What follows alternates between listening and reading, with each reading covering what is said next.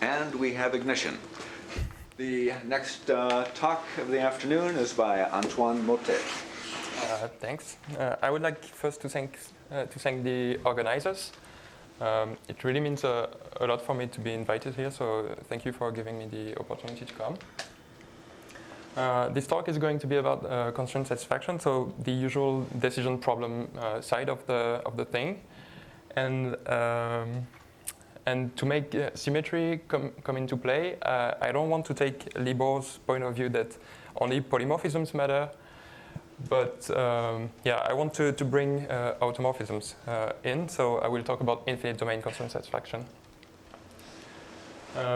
Okay, so more or less the general goal is to find general conditions, abstract conditions for the tractability of decision problems. And so I want to focus on infinite domain CSPs because in the finite, so the case is more or less closed. And if possible, we want decidable conditions. So we want that given a description of the problem, there is an algorithm that decides whether the problem is in P or not. And we also want to prove a complete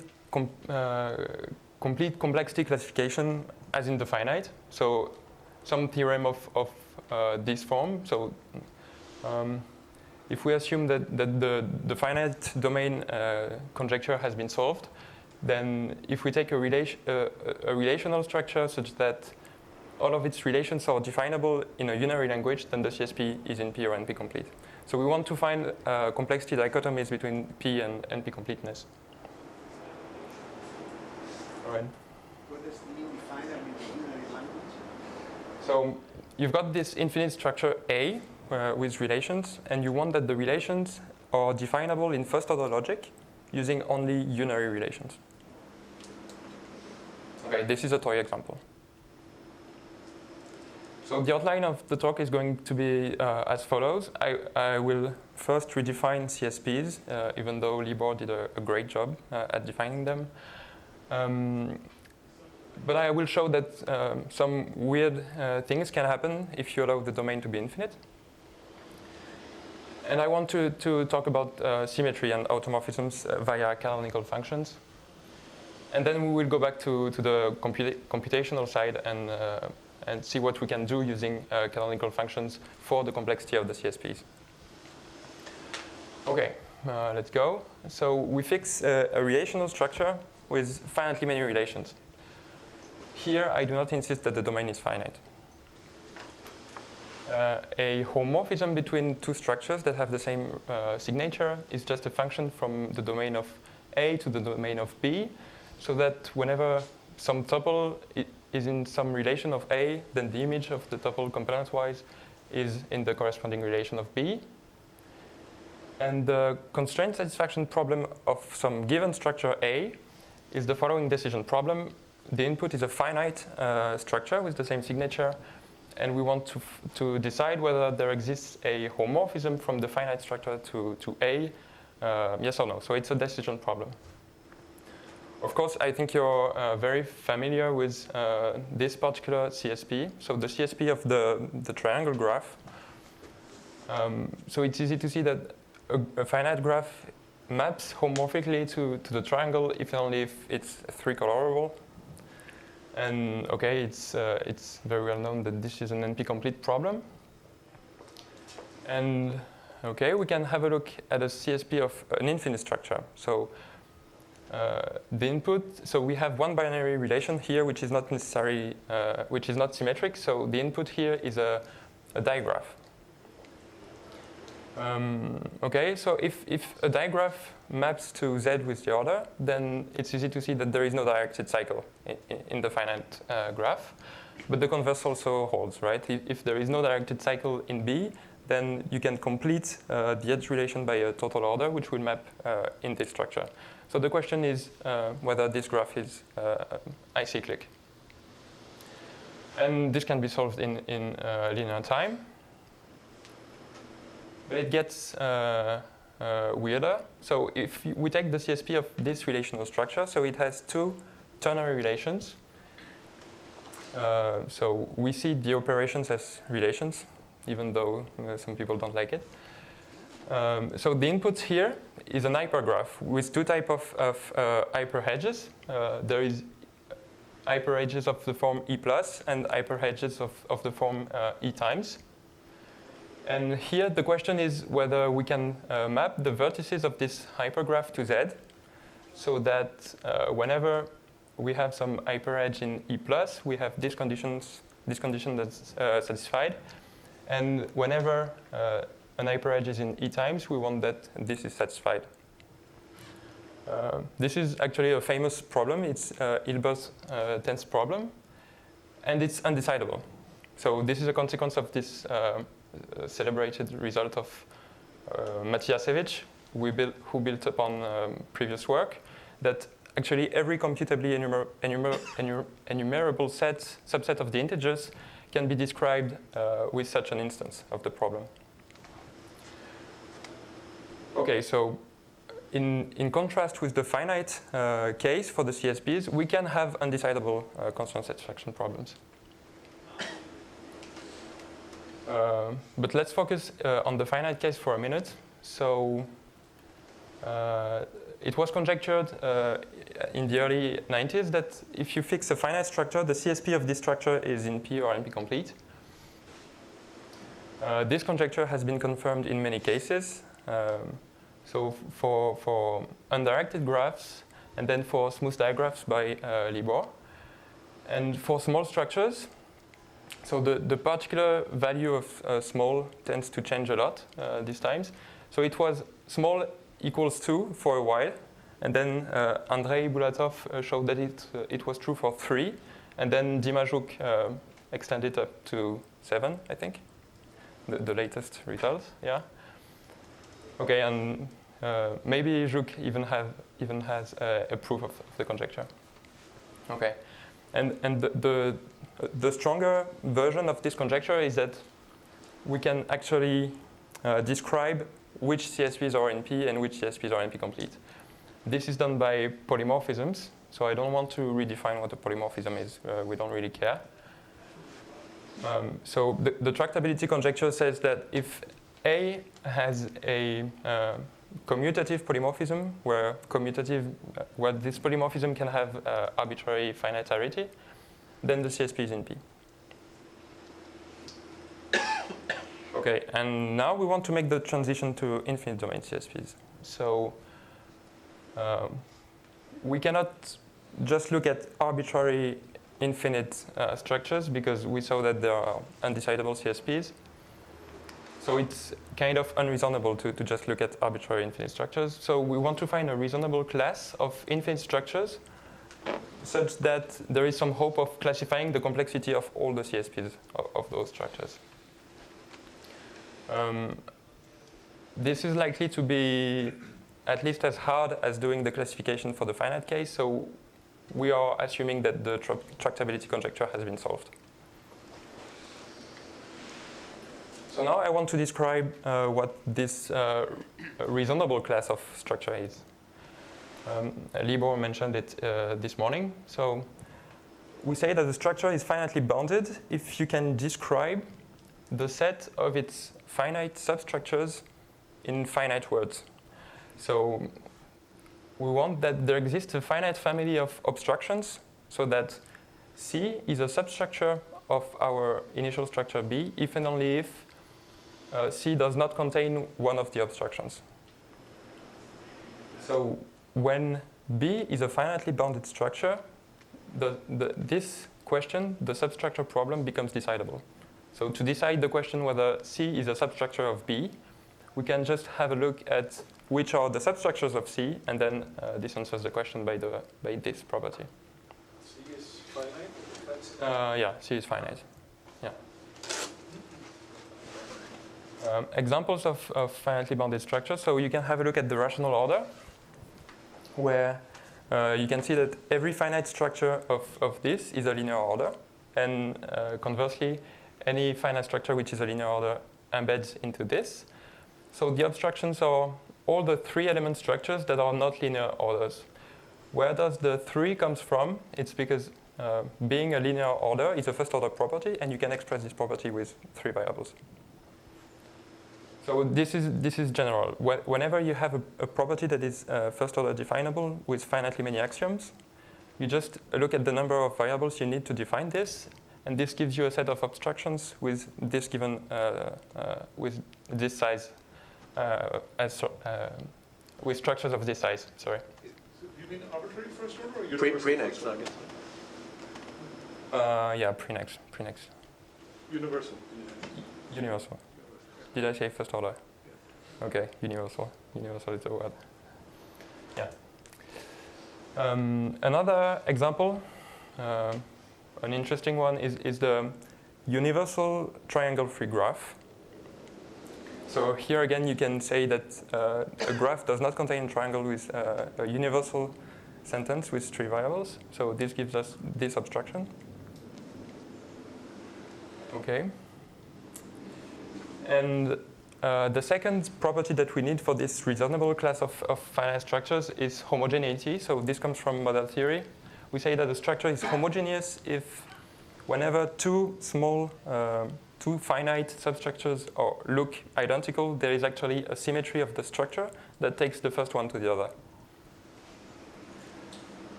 Okay. There is also the notion of reduct. So this word has been overloaded with time.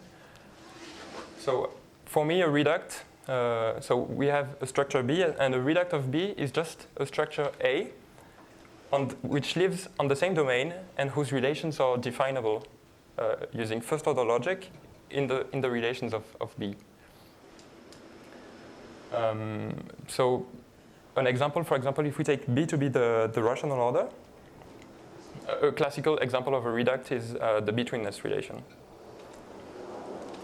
Okay, and the conjecture of Bodirsky and Pinsker is the following. So you take a structure which is a reduct of a finitely bounded homogeneous structure. Then the CSP of this structure is going to be NP or NP complete. So this might look a bit weird. Yes? Do you really mean first order definition, or is it quantifier free? It's going to be the same. Because of homogeneity, you have quantifier elimination, so it's the same. So yeah, why this hypothesis and not something else? So what's nice is that we have omega categorical structures, so that so I think Nikolai talked about this on the first day. So the automorphism group of those structures is very nice. It has only finitely many orbits on elements, on pairs, on triples, and so on. The second property that we have here is that the CSP is always in NP. And this follows from the fact that the substructure problem is in NP. And in fact, this conjecture is false if we drop the finite boundedness assumption. And it's false for a very stupid reason, is that we can find uncountably many structures which are homogeneous. And there are only countably many algorithms, so one of them has to be undecidable. So this is the class of interest, and yeah, I think this conjecture is more or less widely believed to be true. But the question, of course, is how do we plan to prove it? And so again, if you look at the class of all the finite domain CSPs, they fall into this Bodirsky-Pinsker class. So the real question is how to prove it, assuming that the finite domain conjecture is true. So as in the finite case, You said the previous comment again, if we look at the the finite CSPs are? So for each finite domain CSP, you can find a structure here which has the same CSP. So they have the same yes instances. So that proving this will in particular prove the finite domain conjecture. Supposed to be obvious, or It's not obvious, but so look, you take as domain the natural numbers, and you have one constant for each element of your finite domain CSP, and then you can encode the relations of your finite domain CSP on this structure, which is infinite. And this is a reduct of a finitely bounded homogeneous structure. Other questions? Okay. Yeah. Is this assumption of finitely boundedness,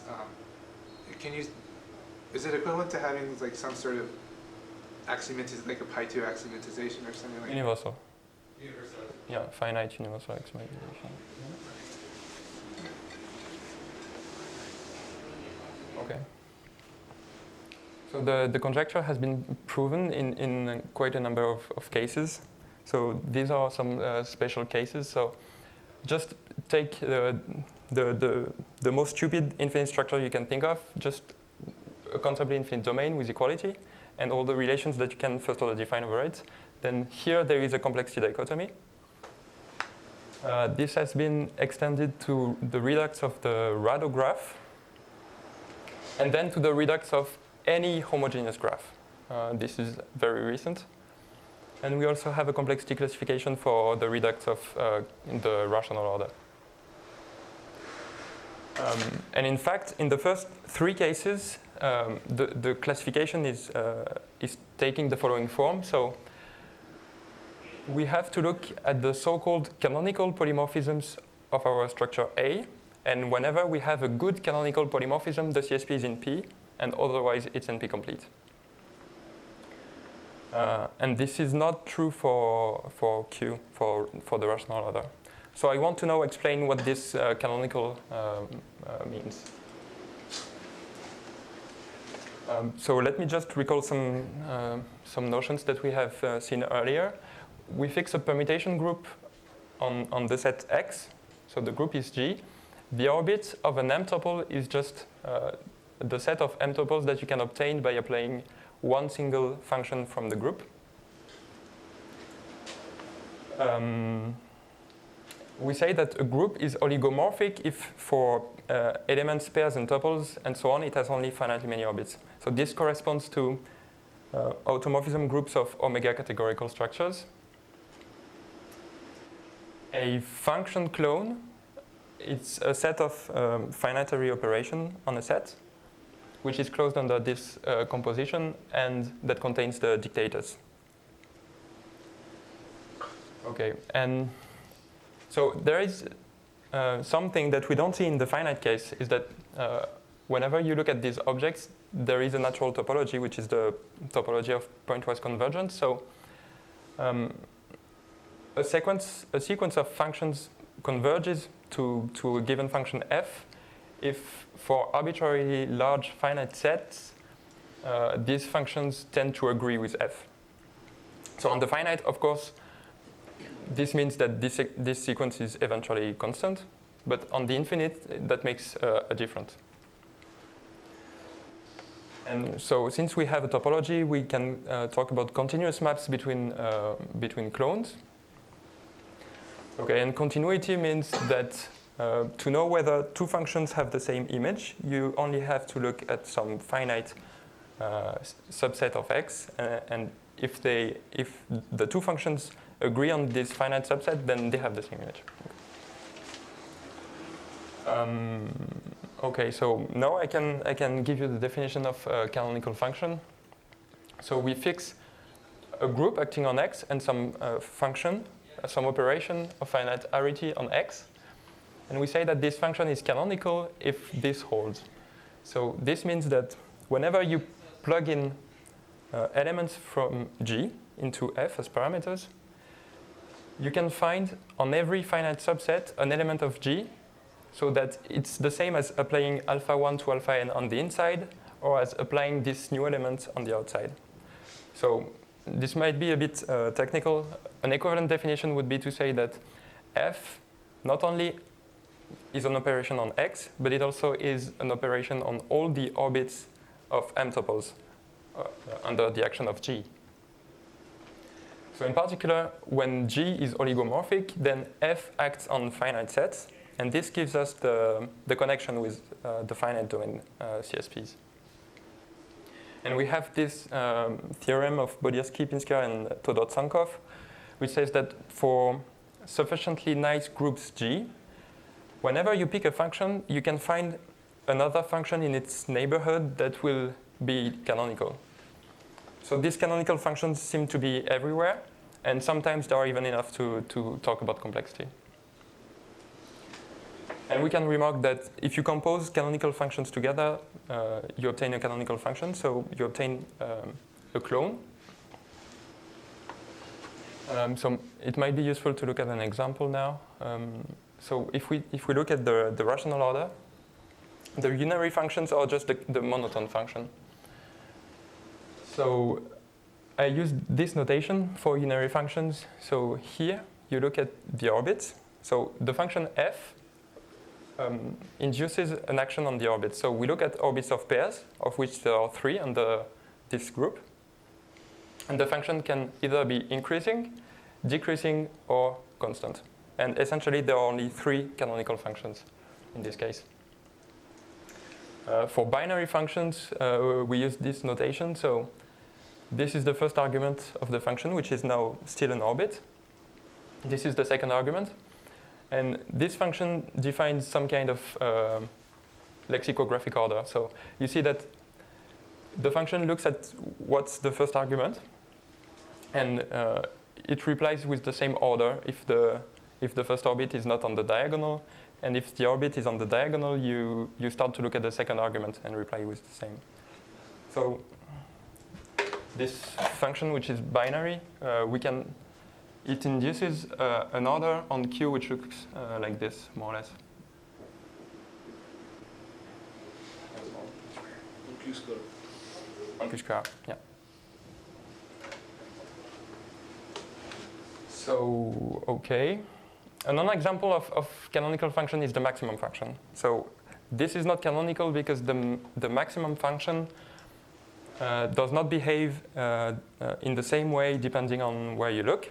So if you look far to the left of the main diagonal, this function tends to look like the first projection. And if you look far above the main diagonal, it tends to look like the second projection. Okay.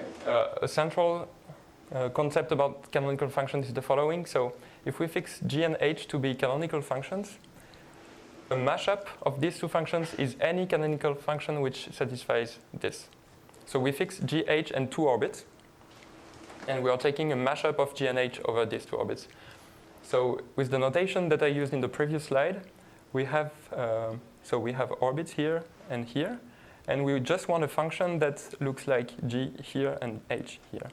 So we somehow glue G and H together, and we don't care of what happens otherwise. So maybe I will skip this. So there is this notion of homomorphisms between clones. So these are functions that preserve equations.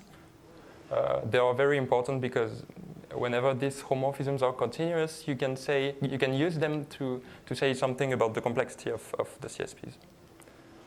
I don't have time for this, I think. Okay.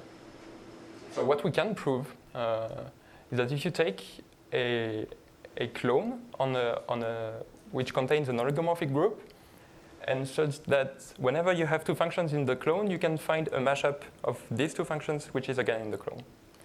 Then we have...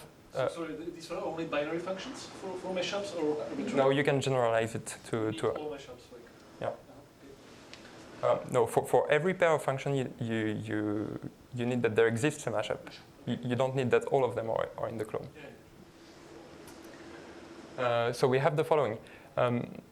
Either there is a continuous map from C to the clone of projection. So this is a very important clone. This is the clone that represents NP hardness for CSPs. So this is the clone of polymorphisms of 3 set. So we have a continuous map like that. We can even drop continuity for the map. And this is where it gets interesting. We can prove that this is equivalent to having a map from the clone of canonical functions that are in C to the projections.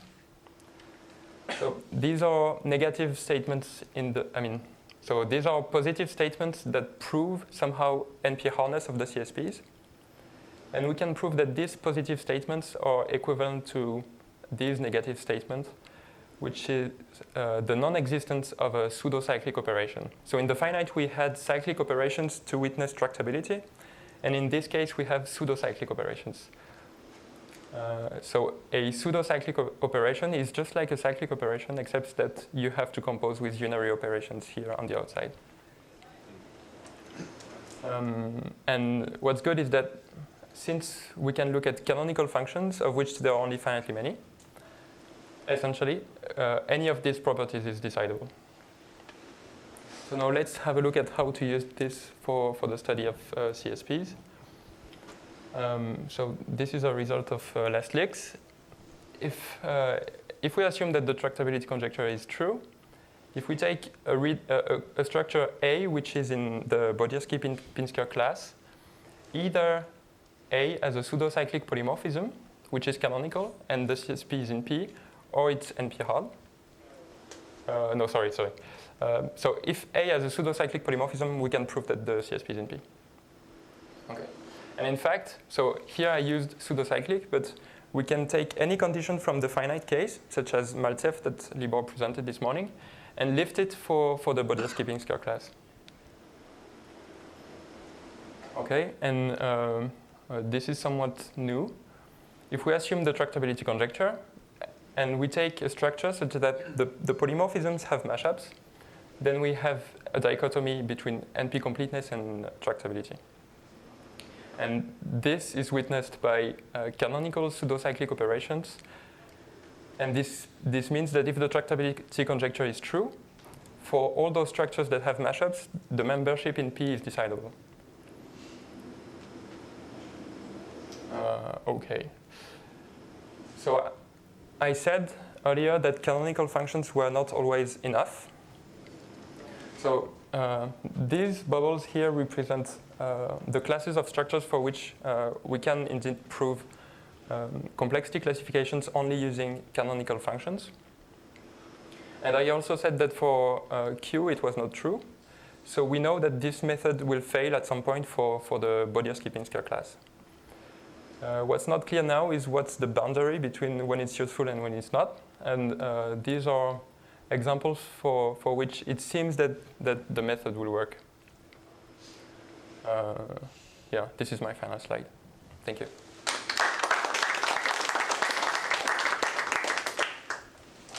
We have time for some quick questions. Okay, so I don't know if I missed it, but do you prove explicitly that these blue guys have mashups? The flows? So I can prove it for here, here, and here. Oh, but not for the other? For this one, it's no, it's rather tricky. I think it's true. I see. It's essentially decidable, so you could check it with a computer. I just didn't do it. But I think I have no counterexample, so it's possible that here you have mashups. Okay, but I see, but there's still that discrepancy. Has to be seen. So it could be that canonical functions are enough to witness tractability, but without having this mashup property. It could be. I see. But do you conjecture that that doesn't happen, or? No, I do not conjecture that. Okay.